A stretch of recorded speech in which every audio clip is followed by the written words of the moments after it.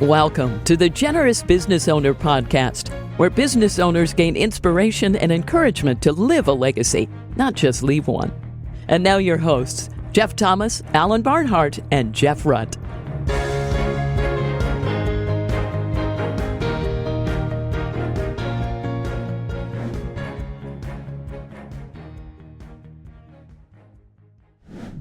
Welcome, everybody, to this week's Generous Business Owner Podcast. My name's Jeff Thomas, and we have a very special guest this week, Kelly Merryman.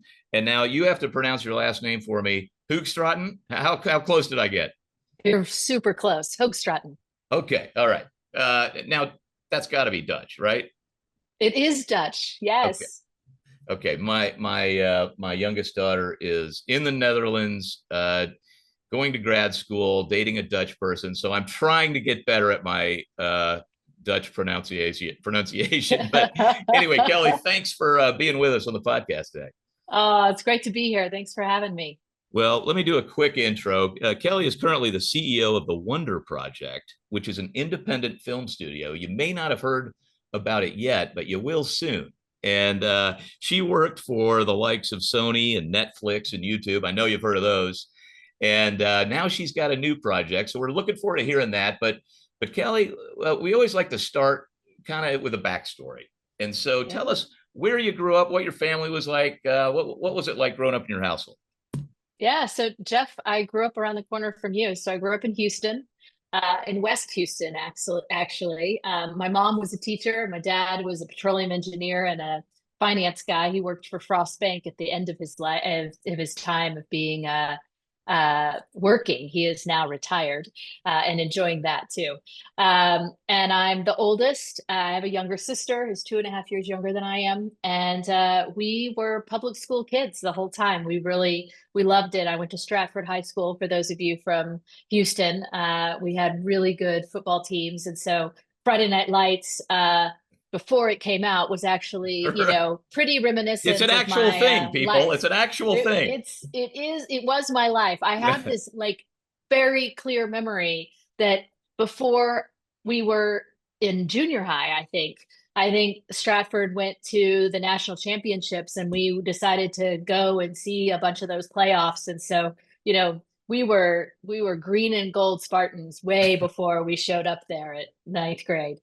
So good. So good. Okay. And so, and then you go off to Austin for school, right?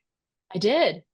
Yeah. So, one of the things that was fun growing up, I was really involved in our church. We were part of Memorial Drive Methodist, and it had an amazing kind of youth program. And so I was really involved in the youth programs, and I had met a ton of my dear friends were a year or two older than me, because in youth programs, you start to find friends that are not always your same age, which was really good for me.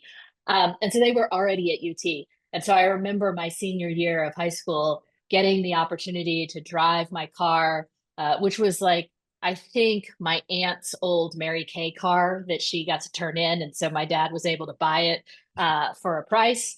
And so my sister and I had matching Mary Kay cars when we were in high school, which is fascinating. Okay, wait. Were these pink? They were not. They were. Okay, now that would have been amazing. They were right? They were cherry red Grand Ams, I think. Yeah. Maybe get the pink one, maybe it's another level. I don't know if it's lower or higher, but yeah. I think it's higher. I think it's the pink Cadillac if you're really incredible. Yeah. But I drove that car up to Austin a few times my senior year and stayed with friends, and I was hooked. I just thought, this is it. And, I loved growing up in Houston, but I had been with the same kids my whole life. And I graduated with almost 400 folks, which, big class, but we all knew each other really well. Yeah. And so this idea to show up on campus and have 50,000 students and have an opportunity to redefine who I was going to be, who is Kelly Merryman at the time, separate and apart from my family and my church and my friends. It was just an awesome experience and turned out to be a really, really special 4 years for me. What did you study? I studied finance. Yep.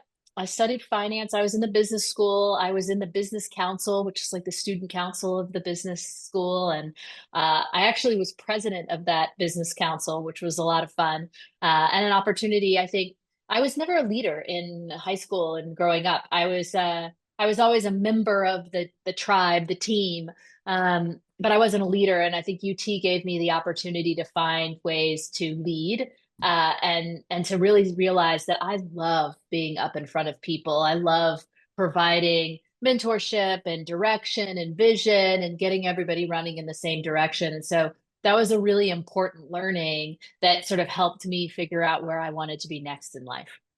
That's so interesting. And Yeah. I guess we'll get into how the media piece happened. But Yeah. your first job was at a consulting company, Bain, right? It was, Okay. it's so funny. I remember when I started at UT, so many people knew what they wanted to be when they grew up. And I just knew that I didn't like blood, so I was not going to be a doctor. Doctors are And out. I'm not good at memorizing. It's not one of my things. So I was being a lawyer was out. Okay. And so I didn't, and I'm not really good at like fixing things. It's not Right. really my There's the skill set engineering either. So out. the engineering was out. So I Right. sort of by process of elimination was like, I guess I'm in the business school because I can't do any of the things that require real skills. And so I got into the business school and, I had no idea what I wanted to do. And I remember sitting in my freshman year and some guy from McKinsey came in and started talking about consulting. And I said, wait, you get paid to actually just bounce from company to company and they teach you all about these different Right. companies and you get to sit in these rooms with these really high powered executives. Like that's exactly what I want to do because that sounds like I don't have to actually decide what I want to do for a while. Exactly. And so I loved that idea. And so very quickly that was like that very specific 1 hour in my life that totally transformed how I viewed what I wanted to do when I got out of school. And I was just really lucky. I got a job at Bain and Company in Dallas. And so I moved to Dallas with 75 of my closest friends Hmm. right after school. And this is where my life completely changed, actually. It's really interesting. I went to work on day one, and I think on day two, there were 11 of us that were new. And they walked around the office and they said, so how many of you have passports? And this is 1998, so you don't have to have a passport in Canada and Mexico yet. And only three of us had passports. Wow. And I said, who wants to go to Johannesburg, South Africa? And But the other two were, I think, either married or engaged, and their spouses said, no way. right.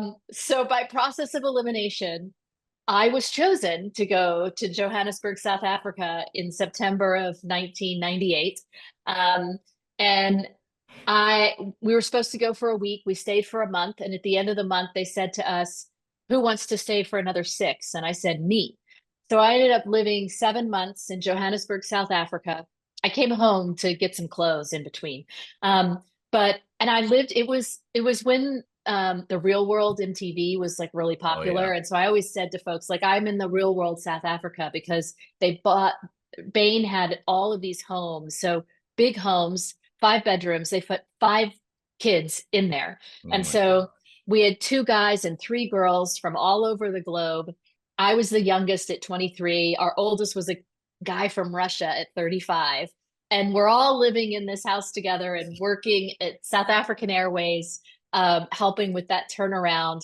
It's, it's when Mandela is stepping down. So it's I the was going to first ask transfer where of that was in power. the timeline of Yeah. apartheid and everything. Okay. So apartheid, you know, abolished in 1994, and then 96 is when all of the major airlines started coming in and saying like, oh, there is a tourism business inside of South Okay. Africa. Okay. Between 96 and 98, South African Airways went from something like, and I'm making this number up, but it's directionally correct, 100% market share to 17% market share. Wow. And they were owned by the government. Right. So they were hemorrhaging cash. And it was this realization of, oh my gosh, we have to actually reimagine how to run this company. And the Dallas office of Bain and Company had done the Continental Airlines turnaround, had the airline experience, and they flew a bunch of us down.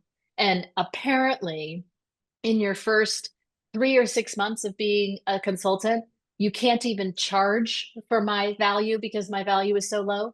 And so they were like, we need to fly some people that are free down there to do some work because it was a small engagement to begin with, and then it grew over time, and it was unbelievable, and the experience transformed me.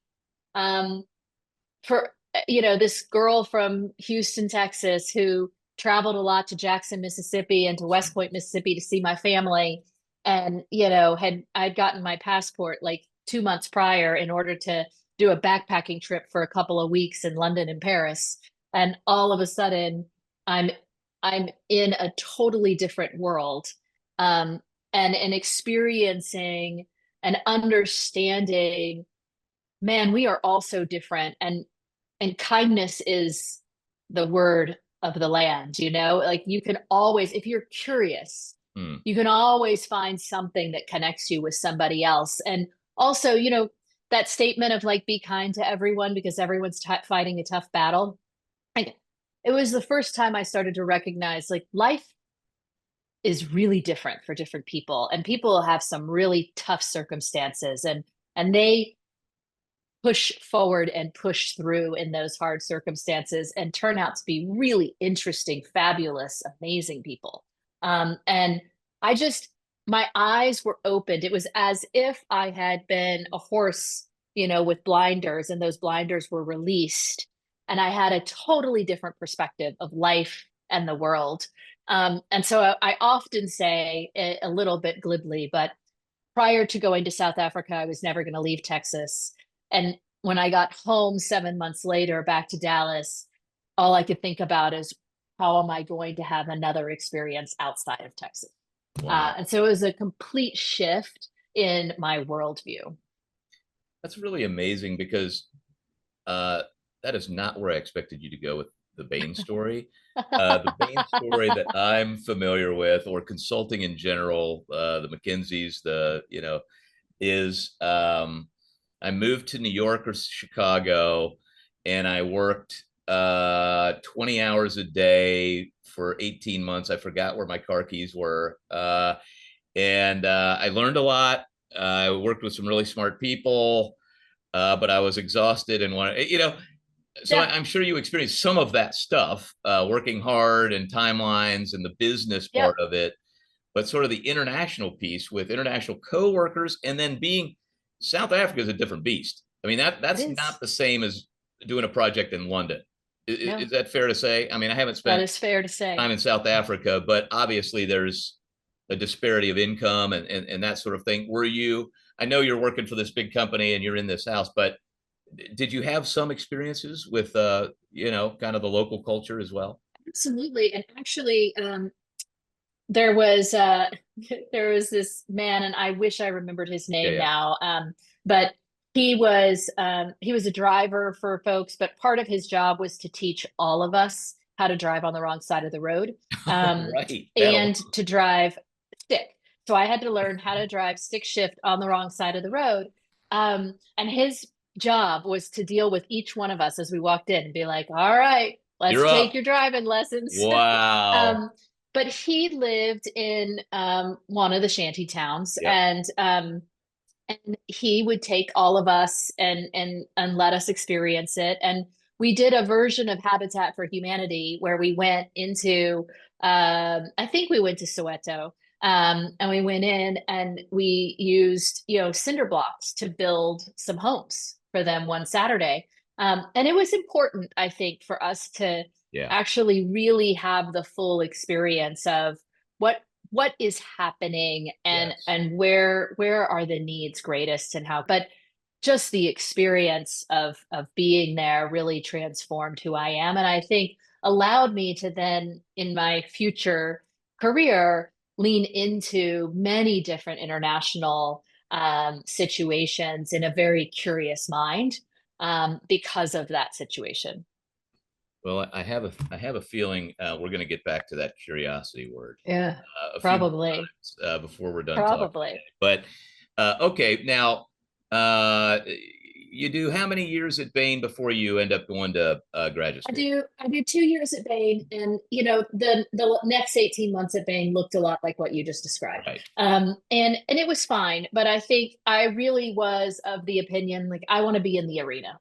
And I was spoiled because in Joburg, we actually were more participating in building the company instead of just advising. Ah, And so when I came back and did the more traditional advisory, I said, like, no, I want to be in the arena. I want to be playing. I want to test if I can do this or not.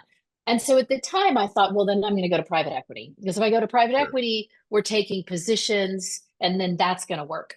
And and honestly, I had a great experience. I moved to Boston. I worked for Audex Group. This Audex Group had just been formed when I joined. I think I was the first analyst to join that company. And, here we are. It was a bunch of guys that were coming out of Bain Capital that wanted to go back to middle market investing. Jeff Rennert and Mark Walpert were the founders there. Really smart guys who built an incredible company. And during the like early 2000s, there weren't a lot of big deals happening. So many of my friends who had gone to larger private equity shops that had name brand value weren't very busy. And because we had gone back to Bain's roots of sort of middle market businesses, had a lot of stuff. We had a lot of deal flow, and it was really fun. But what was best about it was we bought a company called Indian Motorcycle.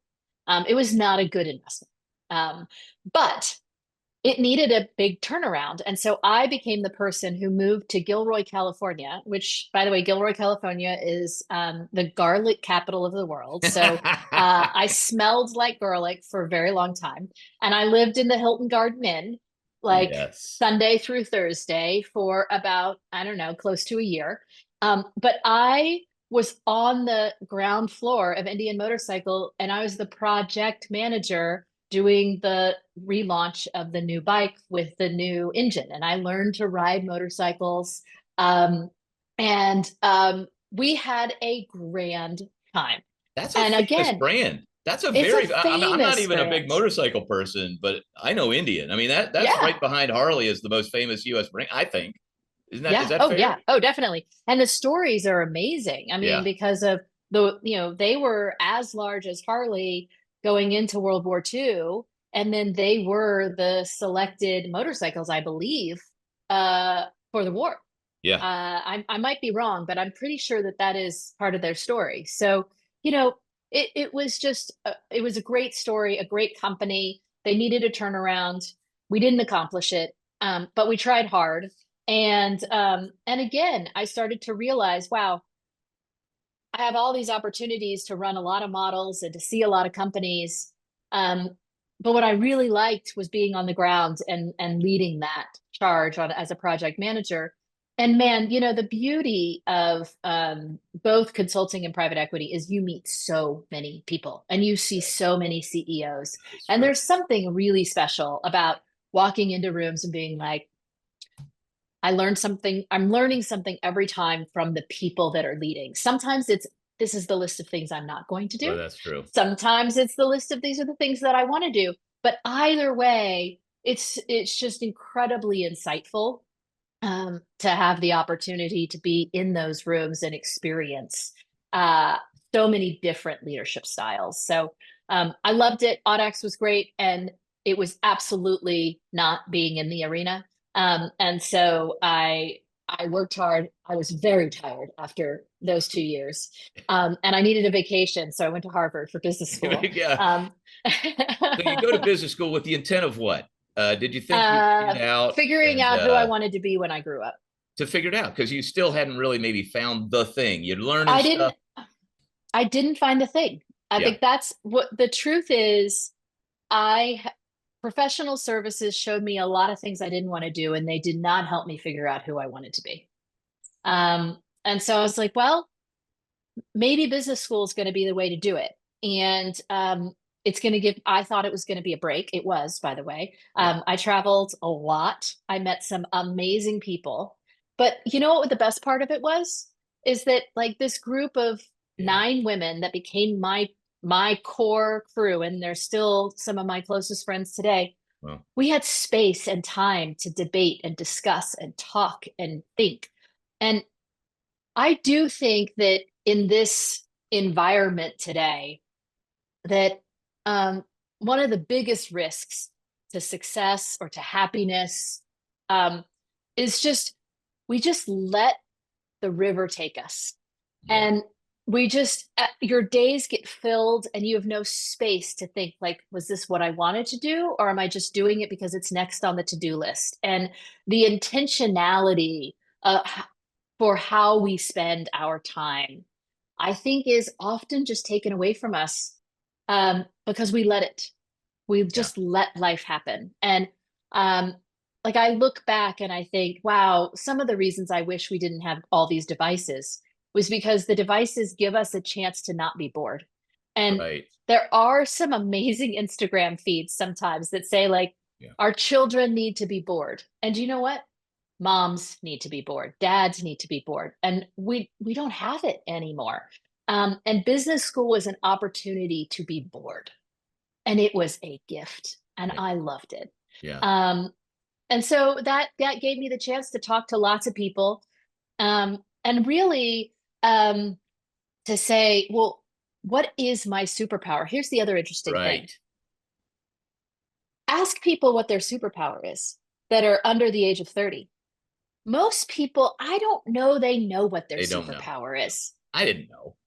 right? No. And I sat in business school and tried to answer that question. And of course, I can answer it incredibly well now. But even there, I was like, transformation. There's something about the word transformation. And sometimes I talk to people a lot in a kind of a weird way, but I say, like, okay, think about building the house.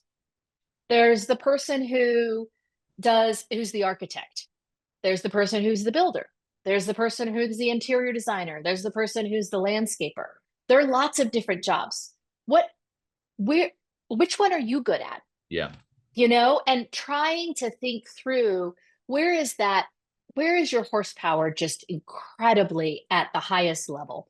And for me, the idea of transformation and moving people. So, I told you UT helped me to really understand that I love standing up and leading people. Yeah. And I hadn't had a chance to do that in professional services, but Yeah. I You're the felt that low woman on the pull totem again. pole starting Yeah. out in career. You're not the leader. Yeah.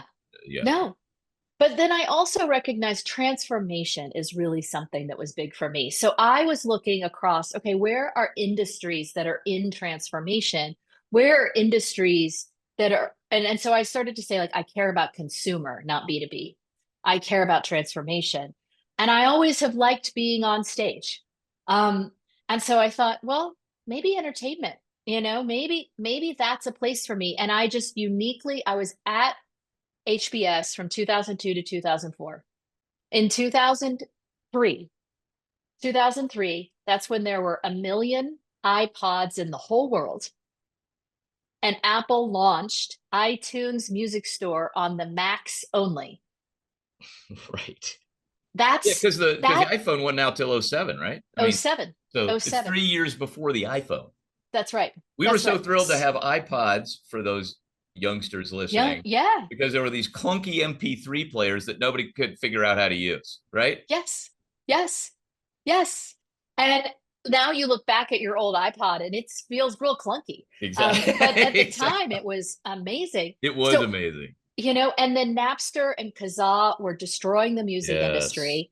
And I just remember looking at it and thinking, well, here's transformation. Um, Maybe I should try it. And I was lucky enough to get a job in business development at Sony Pictures and move out to Hollywood. And I didn't know what this was going to look like going forward. I just knew that one of my friends at Audex Group had gone to business school with a guy that was working at Sony Pictures that needed to hire someone, and Young called Michael and gave a good reference for me. I flew out there. I walked across the stage at Harvard without a job. I did Wow. interviews the week before graduation, the week after graduation. I got a job on like June 15th that I had to start on July 6th or something. And in between graduating, I got all my stuff moved, bought a car, and started my new job in Okay, now California. this is really interesting, because I have as I mentioned, my youngest is in grad school right now, so we're thinking a lot about like what's next and these sort of things.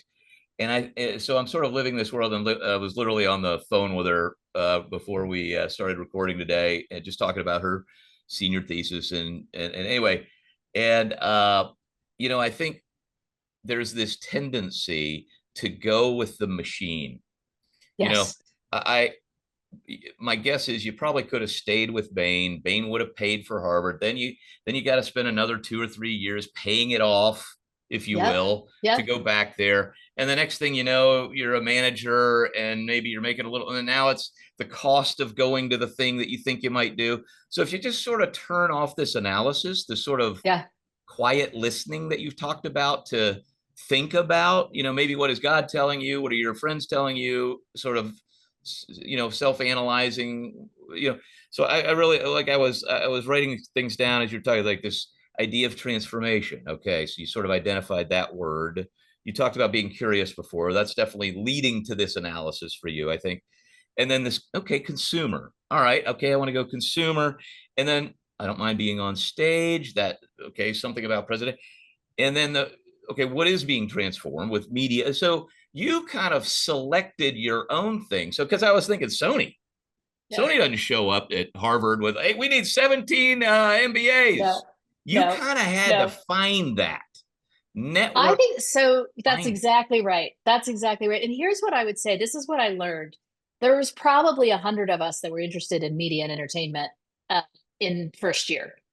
Um, Almost none of them were willing to wait until graduation. There was probably only Exactly. 15 of us that walked across the stage at graduation without a job. And all of us are highly successful in entertainment right now.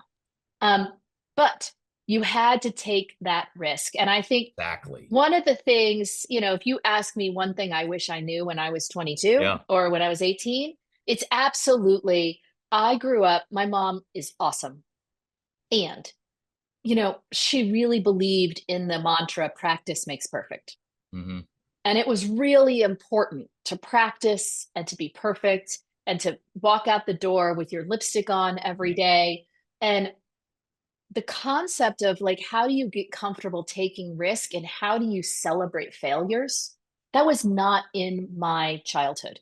Yeah. I don't know that it was in anybody's childhood in the 80s. But I got to be honest, if somebody had told me earlier in my career, don't follow that instruction, take more risk, it would have been great for me. And I think if we go back to going to Joburg, that was this crazy risk that I took without really knowing it was a risk, honestly.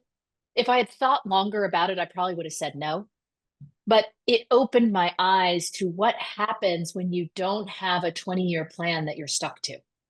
And so when people ask, like, what was your 20-year plan? I said, I threw it away the day I went to Joburg. And it was a gift because that meant that I got to ask myself at every juncture, do I want to go left or right? Instead of feeling like I have to stay the course, because to your point, the machine tells me the course is this way. Yeah. Yeah. And Yeah. I Yeah. was so grateful that I often say to people that are like really good students, make a B your first semester in college because you'll never be able to, like, you'll never have the 4.0 anxiety, you know? Yeah. Like, I made that choice so fast without even knowing it that it freed me from the machine.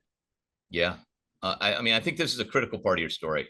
You somehow freed yourself from that machine earlier than most people. Kind of you were on that. I know that track. I know that Yeah. track, and you were able to kind of build your own career Mm-hmm. earlier. I'm sure these other people, Mm-hmm. okay, they go consulting because that's who hires 100 people again. But you'd already done that, so you already Yeah. knew that story, and so you're trying to construct something new and took the risk to go find it. And I think that is something that somebody's listening to this that needed to hear the take the Right? risk story. So I'm Right? glad we got that out there. Okay, so let's get into it. Yeah. You get to Sony. Now you've been in a few different places, and of course I want to get to where you are today. So Yeah. take me We'll there. fast forward here. Yes. So Sony was incredible. Here's what I learned at Sony. Deal making is an apprenticeship business. Hmm. And what I got to do, I was at Sony when all the studios were trying to figure out, how do we not be like music? How do we lean into digital distribution early and often with lots of and take some risk so that we don't get displaced? And so I got to sit in rooms with really smart people who had been in this business for 20 years and were trying to figure out how to turn the ship. And I watched all of them, and I watched how they were negotiating, Man, you and I were right watched at the what start of worked. that. It was I mean, amazing. what was, I mean, what was, Movie I know you Link, ended up at Cinema Netflix for a Now. while, but Yeah. when did they start streaming and not remember they were mailing DVDs? Yes. When So did when they? I joined, yeah. So basically, I met all these people at Sony, and I was like, Right. okay. I meet the Netflix folks. They call Yeah. me. They say, this is 2007. They call me. They say, we're starting a streaming business. Um, do you want to, like, we'd love to Yeah. talk to you. So I have a conversation with them. And my first conversation with them was like on a Thursday. The next Friday, I signed. It was like the fastest You interview knew. process I've ever gone through. You I knew knew. and they knew. We both knew. And they'd been interviewing for like 6 months. Ugh. I'd been looking for new opportunities for 6 months. And it was one of those things where I saw them and I said, you have flexibility, you have horsepower, you have curiosity. I want to, and you want to win. Uh-huh. I want to be here. And when I took that job, Netflix was 7 million DVD by mail subscribers, losing subscribers to Blockbuster All Access. Totally. And people thought I had lost my mind. Lost my mind. And I said, no, no, no. You saw the future. I met Ted Sarandos, I met Robert Kinsel, and I was like, I just want to work with these men. I want to learn from these men. Like, if this is going to happen, these guys are going to be a player. And I can't wait to learn from them. And I had always made every decision through, who do I want to work with? What can I learn from them? Right. And these guys just blew me away. And I jumped in, like, both feet, said, let's do this. We rolled up our sleeves. They'd been in the streaming business for, I don't know, like 4 months, had licensed a few films that were 40 years old, and were like, you got that in addition to the DVD by mails. And Robert and I built that business on the US side for 2 years. And then at the end of 2 years, we started to feel like there was some traction. Yeah. And I said, I remember the day Robert left and went to YouTube, and I went to Ted and I said to him, we're trying to do this like Canada opportunity as like a moonlighting experience, like on the side. I want to do international. I want to be your international person. And Ted said something along the lines, and I'm abbreviating, Yeah. but it was in this vein, which was like, I love it. I have no idea if it's going to work. I'm backfilling you. So if it doesn't work, you have no job. And I Right. said, if it doesn't work, and I'm also not sure I said this exactly, Yeah. but Yeah. Yeah. if it doesn't work, I don't want to be here. I'm leaving Like, anyway. it's just too Yeah. small. Like, Yeah. it's Yeah. too Yeah. small an opportunity if we can't make it work. So I jump in. I spend the next 5 years launching Netflix around the globe, 50 countries around the globe. We go to Canada. We go through all of Latin America, Spanish speaking, and Brazil. We take over and do most of Western Europe. Thankfully, I was not married during this time because I had the most fun. But as your career is not like one straight line. Yeah. There are moments where you get on like the roller coaster where you're ratcheting up and you are all work and know nothing else. Yeah. And that was about 2 or 3 years of my time at Netflix. I was in the Netflix, wormhole.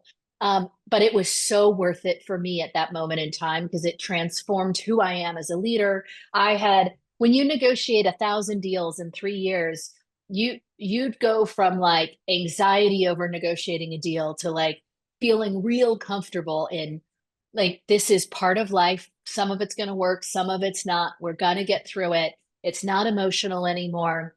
And, you know, and we went through it because I was at Netflix when we decided to introduce Quickster, which then decreased our market cap by 80% in 6 weeks, and caused all sorts of, challenges to the business. Caused me to have to go and make phone calls to folks that we thought we were launching and say, like, can't launch. I know I signed these deals, but it was subject to launch and I'm pulling. Like, what does that feel like? How do you get through that and still be able to work with that person What again? was that? Quickster, explain what that was. I don't remember Well, that. that's when we decided that we were going to split Netflix streaming and Netflix DVDs, and we were going to charge separately for both of them. Okay, And we renamed the DVD side of the business Quickster. And got it.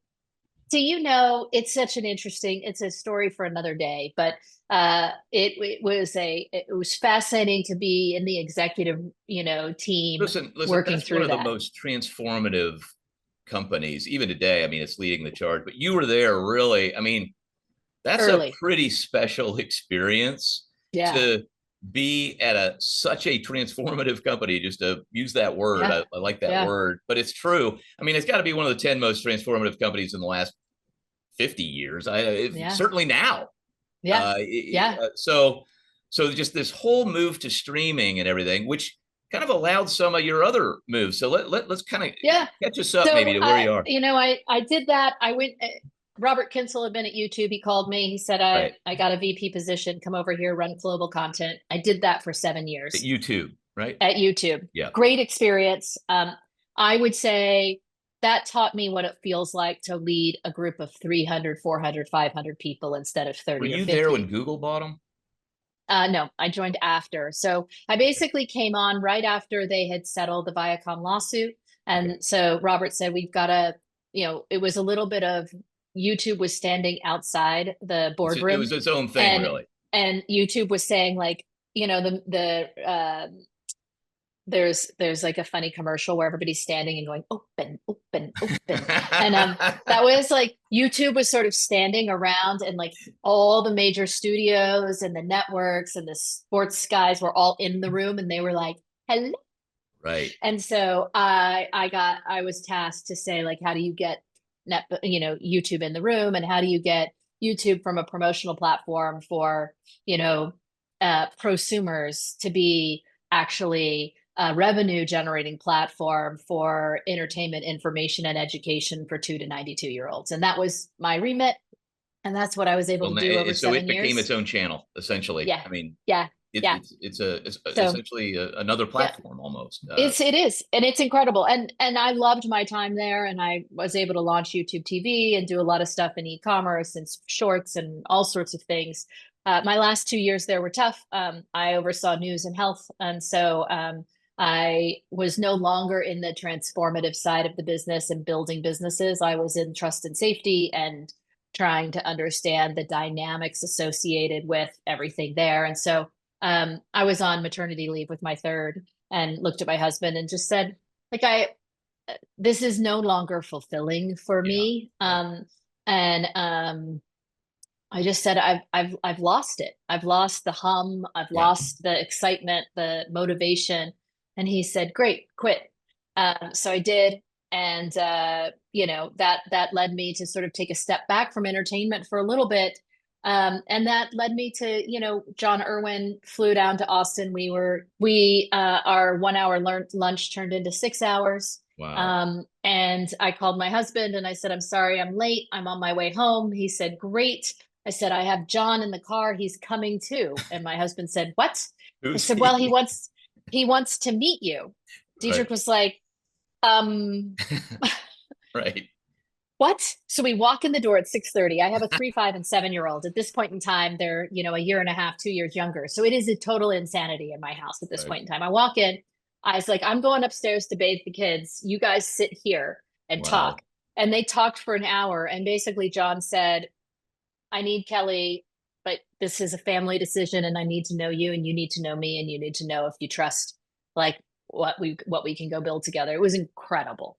And coming from organizations who didn't care that much about my family, not in the same way. At YouTube, I actually talked about my family a lot. At Netflix, it really is a sports team where you don't really engage in that way.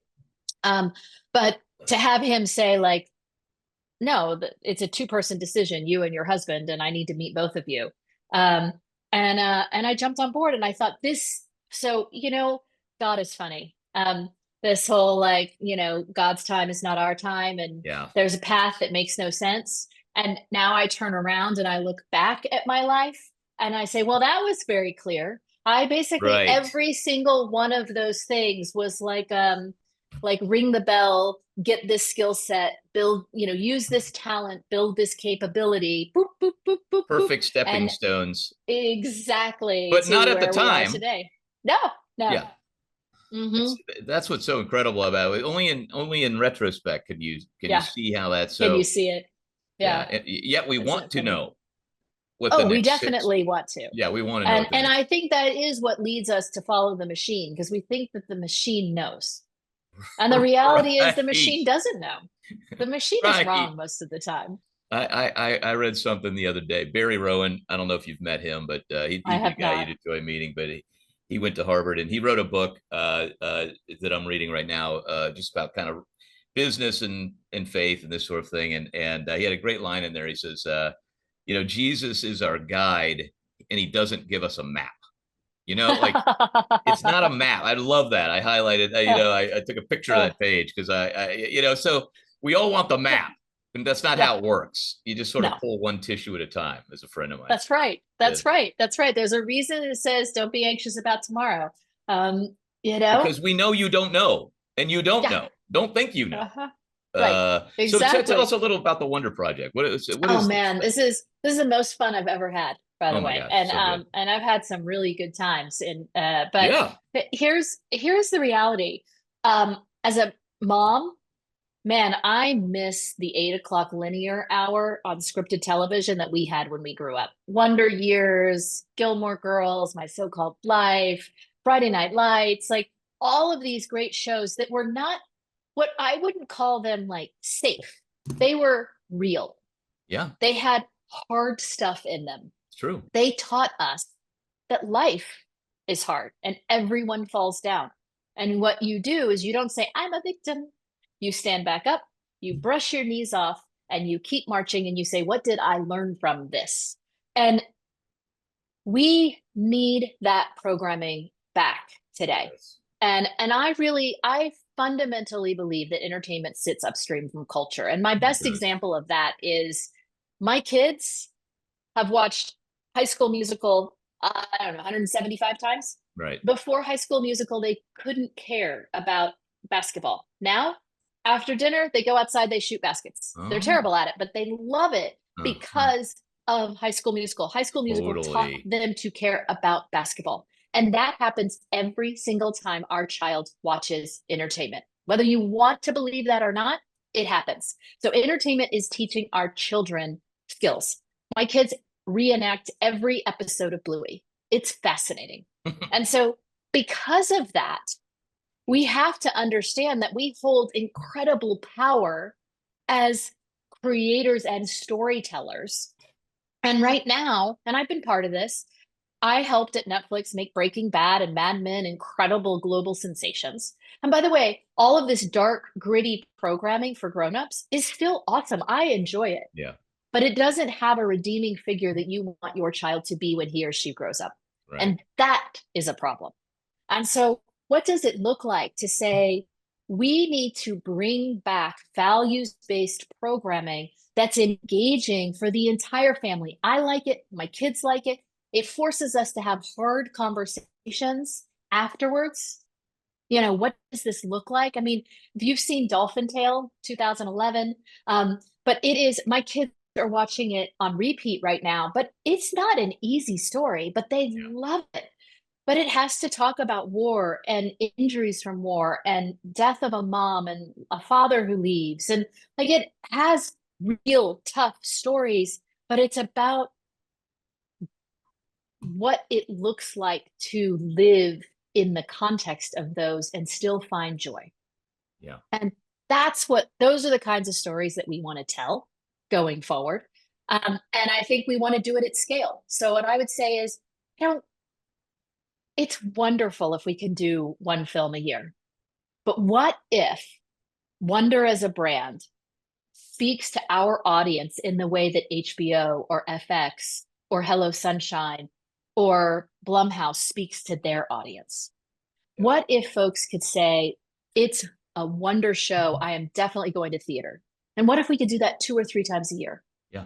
And what if we could have television shows that you as a family want to sit down and watch? And you know there's going to be 3 or 4 of those a year that you can really engage and watch as a family.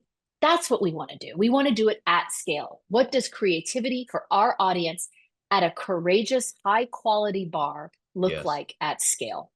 And that's what we're building. So we're building I a mean, brand, we're building a community, and we're uh, building programming. I guarantee you there's a bunch of people driving right now listening to this who are going, yes. Yes, right? Because I mean, even we're empty nesters, but I mean, how many Taylor Sheridan shows can I watch that are all kind of it's entertaining to a certain Yeah. extent, and okay, but not really redemptive, or not a lot of characters that you'd like your kids to be when they grow up Yeah. necessarily. Yeah. So I think, Exactly. and I think the sort of Christendom, if you will, kind of seeded kind of Hollywood and those things, and so we Yes. probably should be shocked maybe that culture. I don't like sitting around, wringing my hands about where culture is headed. I'm more of a, action oriented person. So I love this Yes. kind of idea that, okay, well, what can we do? Yes, That's those right. things are true. What can we do? So this is like, look, we are called to be a city on a hill. We are There you called go. to love everyone. We are called to be the Great Commission. All Yeah. of those things, that doesn't mean turning your back and like just hanging out with and huddling with your crew. Right. It means participating in the world as it is. Exactly. And that's what we're doing. And we're doing it with joy because there are so many great stories to be told. There are so many storytellers that have great stories that just haven't been told. And there are so many, the audience is craving this. Why did They Twisters do are. so well? Because the audience just wants great storytelling Yeah. that reflects them and reflects their life. And that's what we want to do. I'm telling you, you guys are, I don't know, whatever market research you've done, all I know is I think the appetite is huge for this. So Yeah. we're definitely rooting for you. Is there any project kind of in the works Yeah. that you can talk about? So House of David is the first TV series. House of David is the origin story of King David. Yeah. And it starts when King Saul has the final kind of fight with the Amalekites. And he wins. And Samuel comes to him and says, is leaving you. I am crowning another.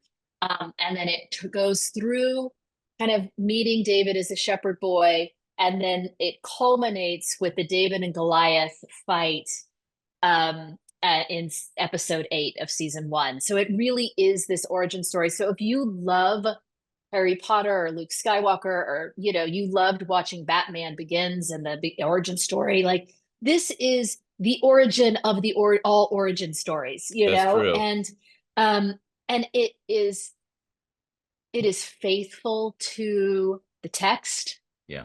And it is also, I think, for our audience, for believers, it is just going to be amazing. But for folks who aren't sure what they believe, this is still going to be an incredibly entertaining and engaging and thought-provoking series for them too. I mean, we were just doing to see Gladiator 2, and all I was thinking is like, David's story is way better than this. You know what I mean? Like, there's so you get anyway. I think other people will come to copy because your success, and I'm sure you're rooting for that. But We really that's are. just amazing. So, really looking forward to that, and I think it's going to be amazing. The other thing that I think everybody's thinking is, thank goodness that sort of the Christian movie world, and God bless the people who came before you that did the best they could with the budget they had. But to make this scale and big time with the same production quality with excellence, I think matters. Can you speak to that just for a minute? Yeah, yeah. I think, I think uh, John Irwin and his brother Andy have done some amazing films over the last decade. I Can Only Imagine, American Underdog, Jesus Revolution. And I think they've really proven that the audience is much greater and much larger. And I Yes. think what Dallas Jenkins just did with Best Yep. Christmas Pageant Ever, it very much in the same vein. Like, what does it look like when you run towards the center instead of the edges? And you can find a much larger audience, but you Mm. have to be entertaining first. Like I always say, our job is not to preach. Our job is to crack open hearts. And you crack open hearts with high emotional stakes, with the realization that people can find themselves and their stories on the screen. And if you can crack open hearts, then somebody who's much closer to that person, who that person trusts, can actually engage with them. And that might mean that they call their mom and say, thanks. That might mean that they knock off work early and they go see their kid play baseball at 4 o'clock in the afternoon. And that might mean that they go to a Bible study or open their Bible. All of those things are incredibly impactful for the mending of the frayed community that we all live in today. And that's what I'm rooting for. And we have to crack open hearts through amazing, courageous storytelling in order to do that. Well said. And I know that I was just thinking that once again, you are running toward the risk, which is a beautiful thing that you've Yeah. learned to do. And Yeah. I think that's a real lesson for everybody behind you. And I pray and I root for blessings for you, because Thank you. I Thank think you. I honestly think it's going to be incredible. And of course, we're friends with John Coleman at Sovereigns and those kind of Yeah. things. And Wall Street Journal wrote an article about that, the filming, in Greece and that sort of thing. So folks can look that Yeah. up. But Yeah. anyway, we'll put some links to the Wonder Project and everything that you're doing in the show notes. But the way we always try to end this program, Kelly, and again, thanks so much Yeah. for doing this, is just a practical tip for somebody Yeah. behind you on the journey. It could be something you already said or something that comes to mind. What if they're trying to use their business platform for generosity, however they define that, and helping others? What's just a practical tip they can do tomorrow? When I started at Netflix, I don't remember if it was Ted or Robert, but one of them said to me, if you're right 100% of the time, you're failing. Great And point. I looked at them and I said, what? And I said, innovation comes from taking risk. So you should aim to be right 85 to 90% of the time. If you're right 50% of the time, you have a judgment issue. But you should be taking enough risk that you're not always right. And that was mind altering for me, to say, like, actually, failure means success.